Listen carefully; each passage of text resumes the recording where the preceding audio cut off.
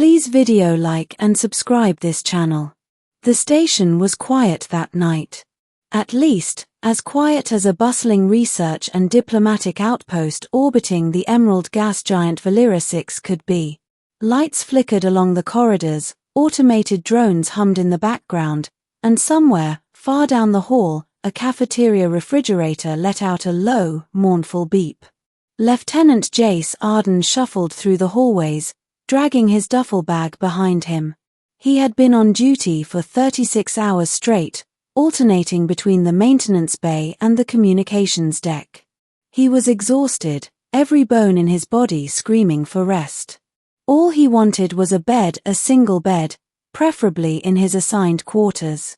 Which, of course, was apparently someone else's idea of flexible protocol. Jace swiped his access card at the door labeled Arden, 6B. The panel beeped green, the door slid open, and he stepped inside, only to pause mid-step. Something was wrong. It wasn't just messy. The bed wasn't empty. A figure lay sprawled across the mattress, covered in a silvery blanket that shimmered faintly under the fluorescent light. The sleeper was small, yet commanding. Graceful, delicate, and impossibly regal. And she was breathing softly, head resting on Jace's pillow, precisely where his head was supposed to rest. "Oh no," he whispered, instinctively freezing in place. "Oh no, oh no, oh no." He took a cautious step forward. The figure stirred slightly, a faint rustle of the blanket. Long, golden hair, glimmering almost like liquid sunlight, shifted across the pillow. Then, slowly, she lifted her head and blinked her almond-shaped, violet eyes at him. The Queen. Not just any queen. The supreme sovereign of the Zarelian Empire, ruler of a system that spanned 3 star sectors, the woman whose reputation alone could incite rebellion or loyalty in thousands of worlds. And now, she was staring at him, blinking sleepily, and her head was resting right on his chest. Jace swallowed hard. His throat had gone completely dry. Your Majesty." The Queen yawned, stretched languidly, and murmured in a melodic, foreign accent, "It's so warm. I didn't expect your quarters to be this comfortable." Comfortable. Her head is on my chest, and she thinks it's comfortable. Jace's brain went into overdrive. He couldn't move. He couldn't speak. He couldn't even breathe properly. He considered pretending to be asleep, but the Queen's eyes, like glowing amethysts, were fixed on him. And then came the faintest, almost imperceptible smile. You didn't mind?" she asked softly. Jace choked. Mind? Of course I mean, no.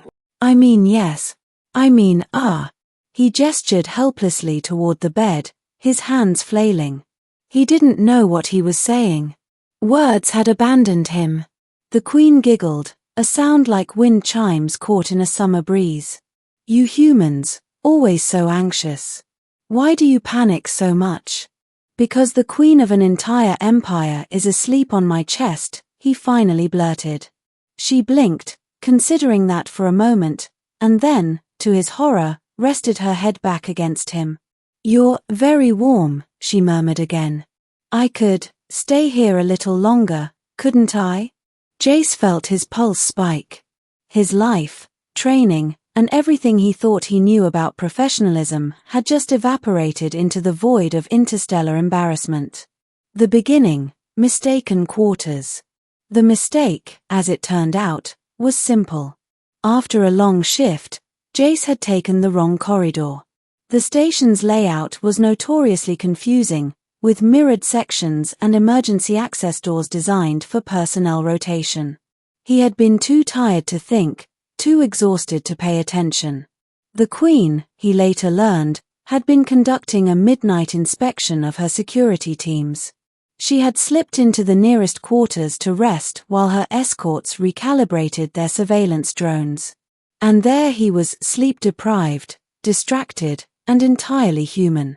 Now, trapped in the room with the Supreme Sovereign, Jace had to navigate not only interstellar etiquette but the impossible scenario of keeping his composure while the most powerful being in known space treated him like a pillow.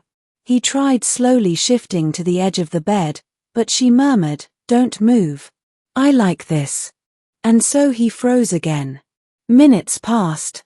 The room was silent except for the faint hum of the life support system. Jace could feel her heartbeat, a soft, rhythmic thrum that seemed to match his own racing pulse. He counted slowly, 1, 2, 3, 4, 5, but before he could reach 10, she spoke. "You're very still," she observed. Yes, Your Majesty," Jace stammered. I don't want to disturb you." She tilted her head, studying him like a scientist might study an unexpected specimen. You don't seem afraid." I am," he admitted, muttering the words under his breath. "Terrified, actually." Her eyes softened. "Curious. Most humans panic, or run, or speak nonsense. You wait. You're waiting?" "Yes," he blurted, realizing too late that he had admitted something more personal than any soldier should ever admit to a monarch. I mean, no. Not that. The Queen simply laughed again, that musical trill that made Jace's ears burn with embarrassment. "Interesting. You humans, sometimes so predictable. Sometimes, honest. The middle, secrets revealed." Hours passed, or maybe minutes. Time seemed to stretch into a surreal dimension where logic, fear, and fascination all mingled. The Queen shifted slightly, leaning against him more, and he could feel the heat radiating from her skin, alien, but undeniably alive. "You know," she said suddenly, "most humans would consider me terrifying." Yes," Jace admitted, voice small. You are. But you did not move. You did not flee. You did not scream." I try not to scream at people resting on my chest," he muttered. Her violet eyes sparkled with amusement. "Simple, yet effective. I like that. Perhaps humans are not as delicate as I imagined." Then, with surprising seriousness, she added, "There are things you do not understand about my people, about my position, about me. And yet, here you are." I don't understand most things about anyone," Jace admitted. "Especially queens who sleep on people." Her laughter filled the room again, but now softer, almost thoughtful. "Perhaps that is why I like your company. You are honest, flawed, and very human." That statement sent his mind into a tailspin. He could barely respond, so he didn't. Silence returned, but this time, it was not uncomfortable. It was almost comforting. The crisis, awakening and consequences.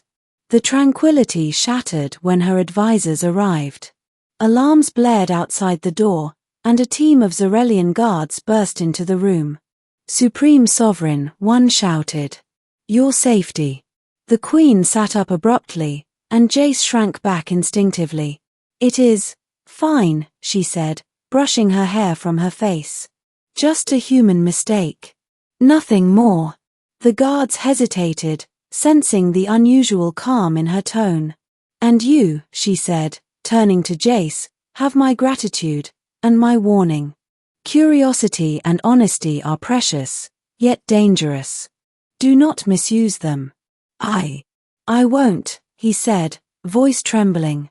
"I understand, Your Majesty." She smiled, the kind of smile that could inspire entire fleets to loyalty or fear. "Good.